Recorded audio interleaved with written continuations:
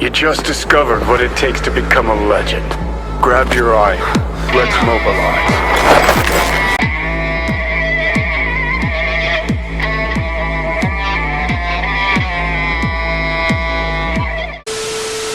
I am the cream, yeah. The cream of the crop. And no one does reactions better than your handsome king nerdy bear. Oh yeah. I'm better than you are, yeah. Been watching a lot of clips about Randy Savage and how he was the cream of the crop back in his day, so I'm trying to implement it in my videos from now on. I'm better than you are, yeah. Because, oh yeah. Dig it! Well, I'm glad you found that entertaining. Yeah, all conversations put aside right now, you know what I mean? I'm going to be reacting to this video called Cyberpunk 2077, The Late Stage of Capitalism by Feral Historian. So, this kind of caught my eye. This is dated about like 7 months ago. So, let's see what this is all about. It intrigues me, and I'm interested in knowing what this is. So, I'll provide a link in the description below, and let's go ahead and hit play. Oh, yeah. It's a cesspool of corruption and crime, but somehow I like Night City, even while simultaneously loathing it for the dystopian meat grinder it is. With its garish fashions, its 80s retro future, the boxy cars and clunky computer tech. For someone that grew up in the era of Blade Runner and Neuromancer, it's almost like going home. And of course, home is where the heart is. Megacorporations. These corrupt conglomerates doing nefarious things with impunity is a staple of the genre, and cyberpunk in general is often a scathing critique of the excesses of our own society, to the point that I've had quite a few discussions over the years with self-described Marxists exploring its depiction of late-stage capitalism and what it means in the broader socioeconomic context. But what does late-stage capitalism even mean? And yeah, good point. Is the evil Megacorp operating as a state unto itself capitalist at all? It's going to take me a few points to answer that. Giant monopoly corporations are a staple of cyberpunk. In the case of CDPR's game, it's best embodied in the Arasaka Corporation, a grand example of the ghost of 1980s Japanese success before the easy money financialization bubble burst. These kinds of fictional megacorporations embody all the worst excesses of capitalism, and when done well, are an excellent critique of commercialization and corporate greed. But they're also caricatures that leave out some important details. Because fuck corporos. First thing, oh yeah! What is capitalism? By objective metrics, this is capitalism. This near vertical spike in per-person GDP, average individual purchasing power, standard of living. This is the closest thing we have to a measurement of capitalism's macro-level effect, this explosion of wealth and productivity. The rich get richer. A Marxist will tell you it's a system of exploitation in which the owners of capital steal the labor. The rich get richer. Ask a self-identifying capitalist and they'll tell you that private property and free markets drive innovation and lead to an improved standard of living for everyone. But both usually leave out the key point. Capitalism is a system of market dependence. Market dependence. Work and compete for money. It drives innovation because that market dependence incentivizes specialization and efficiency through constant competition. It's exploitive in the sense that you can't opt out and grow turnips on your land for subsistence. You have to exchange something for currency in order to buy essentials and, importantly, keep the government at bay. Because fuck your feelings, you're gonna buy this, whether you need it or not, is what I've always kind of interpreted. Anyway, we'll continue. For most people, what they have to exchange is their labor. If the worker tries to opt out and subsistence farm, the government will come and shut them down. Overdue taxes, zoning violations, they'll find something. You know the drill. So, with that in mind, capitalism requires government to enforce not just property rights, but market dependence. Yep, you gotta keep them as customers. This is also common with the medical industry. If you've ever noticed that with the medical industry, they're there to not really give you a cure for anything. They want you to take their medicine. I mean, the real drug dealers you gotta watch out for is the pharmaceutical companies. They're the true drug dealers. They're on the god level of drug dealing that make all the street drug dealers like amateurs. So I see where he's going with this. Let's continue. Without that, you can have a free market, but we've had that for thousands of years in various forms and places without having capitalism and that rapid rise of living standards that comes with it. Where this comes in here is that Cyberpunk 2077, like many Cyberpunk stories, is set in a failed state, a broken condition after ecological disaster, fuck your feelings, or some other calamity. And where governmental institutions leave a partial vacuum, that void is filled by greedy, monstrous corporations and crime syndicates. But I repeat myself.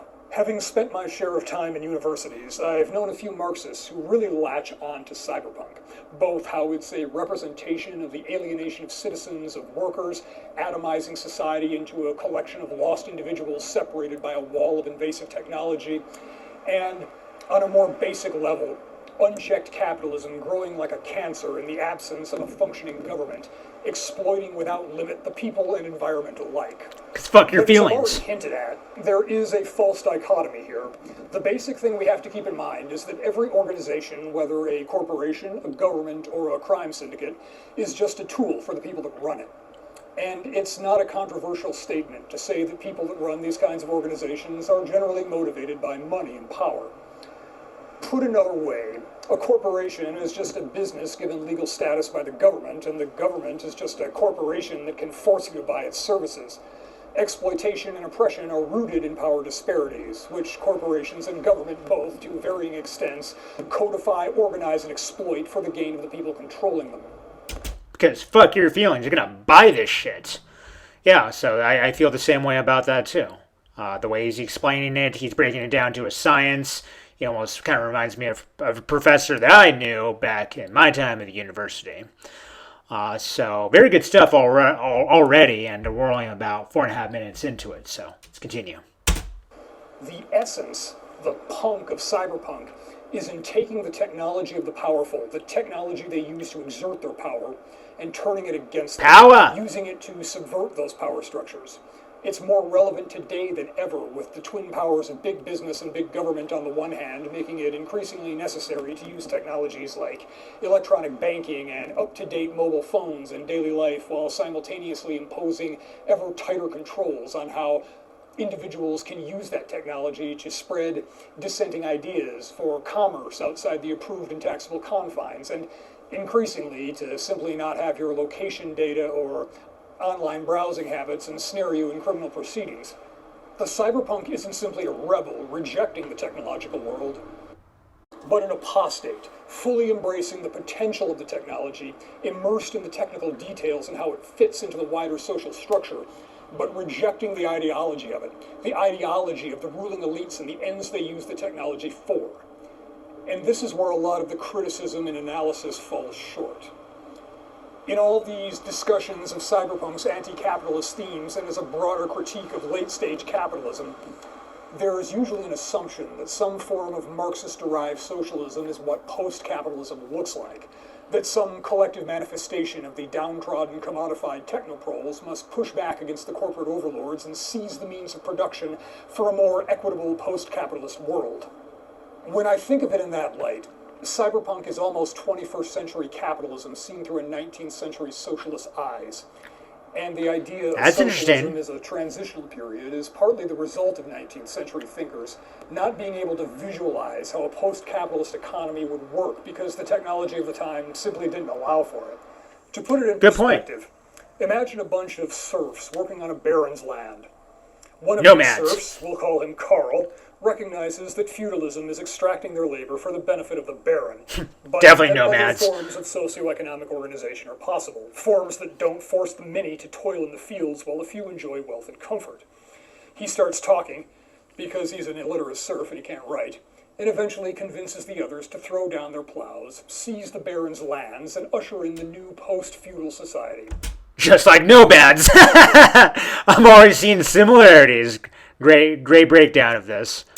Only they don't have the technological base for industrial production, and they have no concept of capital that isn't tied to land.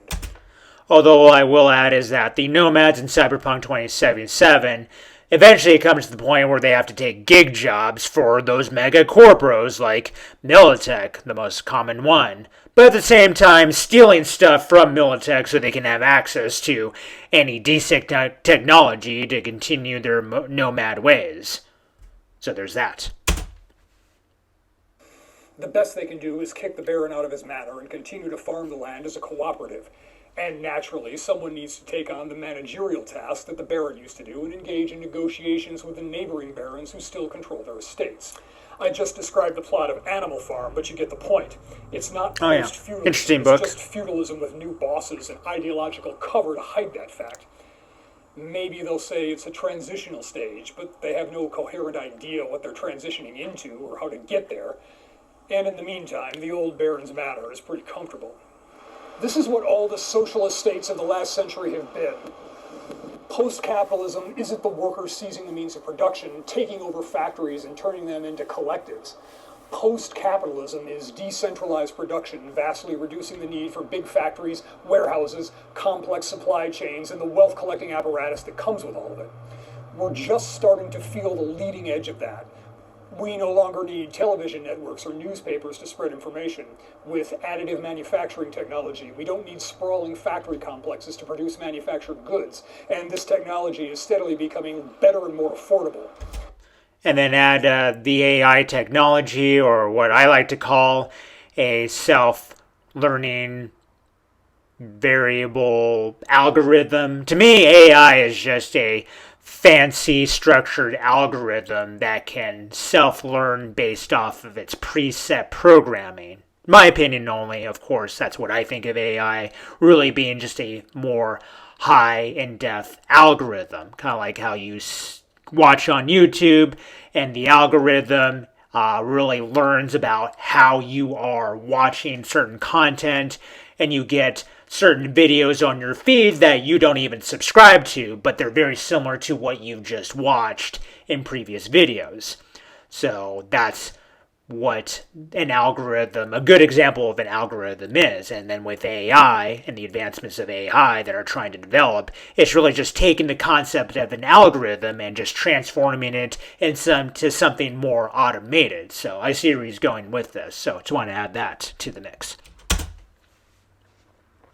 From farming to electrical power, it's becoming easier to do it in decentralized ways that undermine the current top-down, consolidated megacorporation way of organizing a technological society. Late-stage capitalism isn't the dying gasp of this system before the inevitable rise of communism, but rather the desperate attempt to stifle that decentralizing, to force new technologies into the top-down model that can be licensed, taxed, regulated, or outright banned. It's a convergence of corporations and governments desperately trying to shore up their own monopolies on control, whether economic or political. Cyberpunk shows us this union of capital and government trying to keep people locked into their system, that the two are not opposing or balancing forces, but different masks of the same power disparity. Oh yeah, I totally agree with that. I mean, with Cyberpunk, you have these megacorporos like Arasaka, Militech, Biotechnica, and a few others that I can't really remember at this time, but those are the major players that you always hear about when you do the story missions or the gigs. So I see exactly where he's going with this, where you have these various different corporations, they all wear different masks, but their objectives are almost exactly the same as one another. So there's that. Thinking is still rooted in 20th century experience and essentially 19th century theory. If we're going to be looking at the past to understand the retro future and perhaps our own, we should go all the way back to 1600 with the founding of the East India Company. Oh. The East India Company began as a joint stock company, what we would recognize as a publicly traded corporation. Queen Elizabeth granted them a charter for a monopoly on trade from the East Indies into the British Isles. They went, set up trading posts, and money flowed into their pockets. The East India Company also raised its own army to protect its facilities and routes. In 1757, this army, along with a heaping helping of bribery, defeated the Bengali prince and forced him to grant terms that included monopoly trade and tax powers. At this point, the East India Company starts to look like a government. It extracts taxes, and if you stand up to it, the army comes after you. Or what I consider the very first well-known multinational corporation. Although you can be pretty technical with your history on which one you recognize as the first multinational corporation in written history. But the East Indian Company was basically a megacorpora of its time, and had its private army. I mean, this is all sounding familiar. I mean, go to Cyberpunk. With these megacorporas, they have almost their own militia force. They might as well be called corporo or corporate militia, to be perfectly honest, because they have some firepower, and if they don't like you snooping into their business, guess what? You get zeroed. Poor chooms, huh? Incidentally, this is about where the Hindi word loot entered the English language. Oh. In 1773, the company almost went broke due to a famine crushing exports, but being too big to fail. Too big to fail. After which they acted as a sort of agent of the crown with more... I wonder where we've heard that before. They're too big to fail. government regulation, but still the company was functioning as the government of India. Until their army of Indian soldiers rebelled in 1857, and in 1859, Queen Victoria more or less nationalized the company. Change the setting to a neon megacity, and you've got the start of some good cyberpunk there. And it illustrates that governments and corporations are symbiotic, even faces of the same thing. Oh, yeah. They don't counterbalance each other. The real problem is the concentration of power anywhere. And in the cyberpunk expansion of Phantom Liberty, especially when you go to that big party that Hansen is hosting, you see all the major megacorporos making some deals in that party. You see it. You can even interact with some of them, I believe. It's been a while. It's been several months since I just played through the Phantom Liberty again a second time with a different ending. But yeah, I mean, whether it's fact, fiction, history, or video game related timelines, I mean, it all ends up being the same exact behaviors with the same exact objectives. Your state government is always in partnership with these megacorporos. It's always been that way. A great strength of Cyberpunk is that its stories separate technology itself from the socioeconomic structures that created it and try to control it. Cyberpunk 2077 captures that with its story of V, a cast-off of society fighting to survive. V's mind is literally being consumed by technology, reprogrammed as the story progresses. Johnny Silverhand. It's a great metaphor of the individual standing against an oppressive and all-consuming system. A system that's not only pushing down from outside, but has invaded our bodies and our minds. But at the same time, there's a collectivist fatalism to it. There's no ending where V has Silverhand's construct removed and lives a long, happy life. Oh yeah, especially if you choose one of the endings in Phantom Liberty. There's a very depressing ending where you get treatment from the NUSA. It's sad. That was actually the most recent ending that I played through a few months ago. Man, that is sad.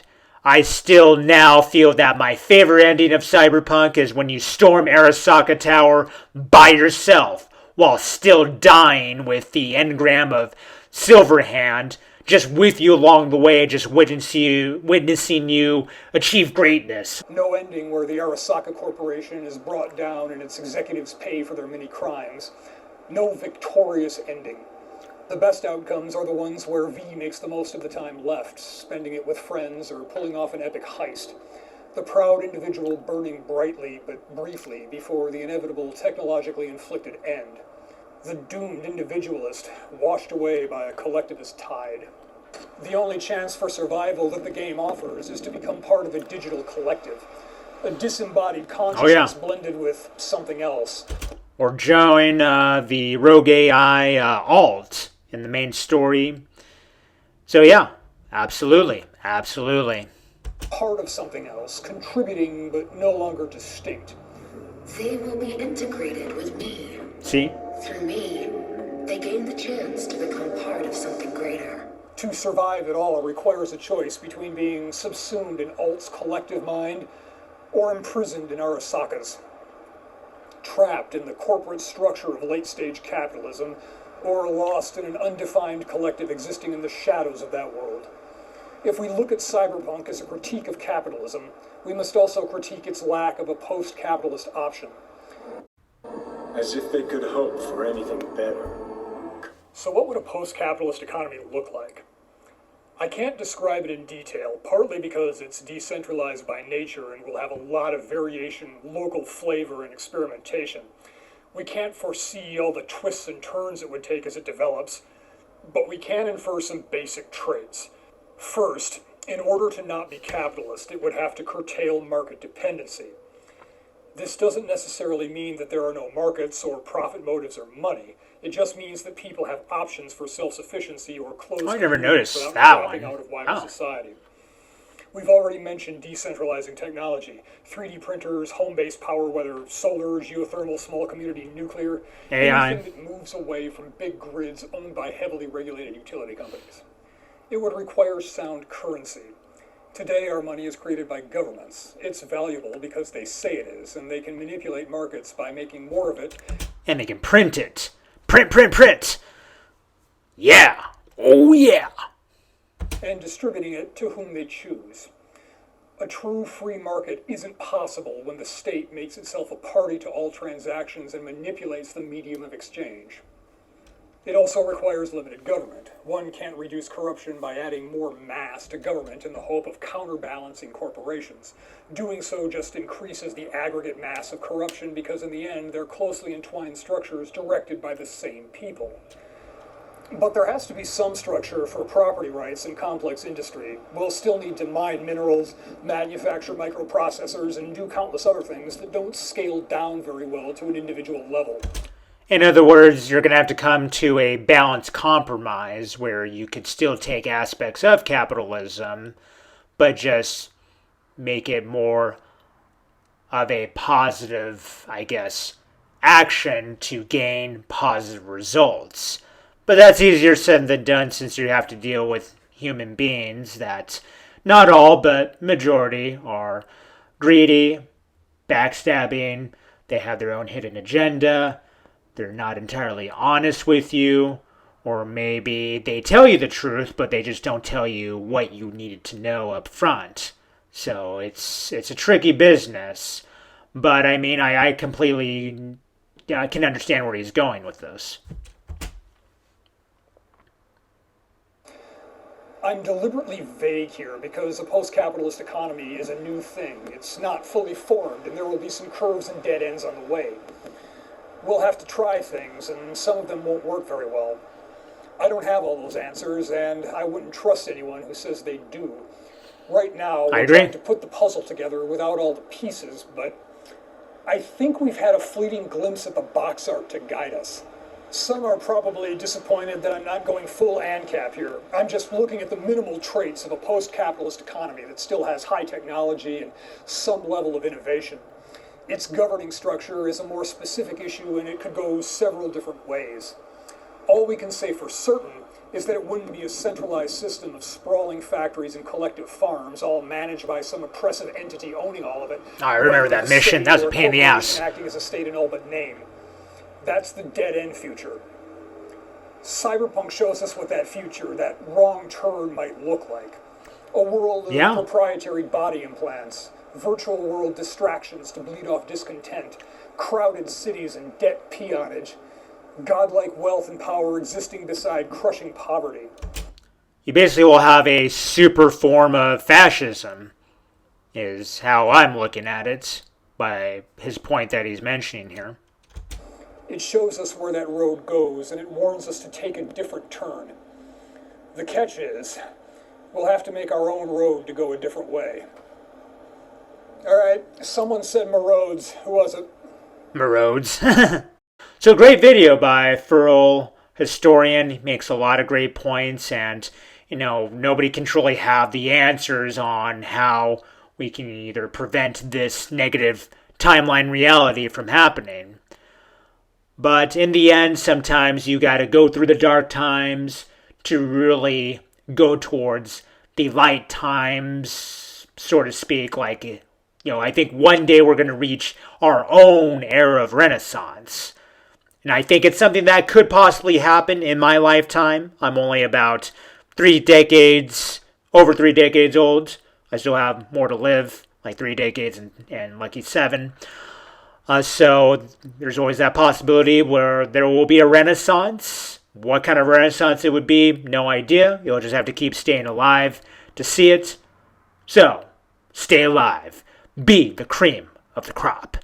Have that mindset to be self-sufficient like a nomad. But at the same time, don't do anything illegal, please. Just don't. Don't do anything illegal. Live below your means, but still be respectful of your own money that you earn and you spend. Don't have a spending problem. Don't do that. Please don't do that.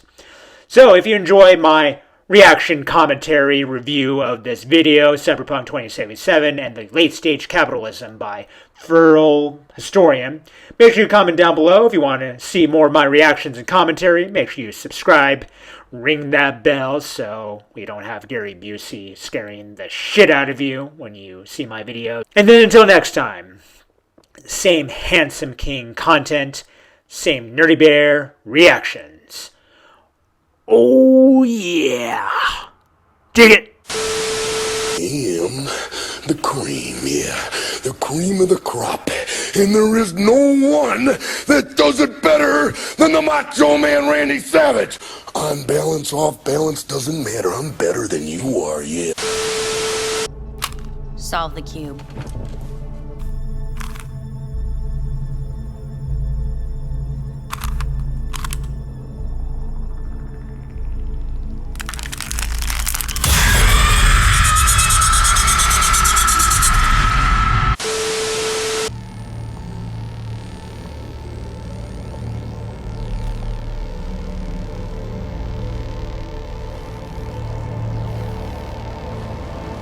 Goodbye, V.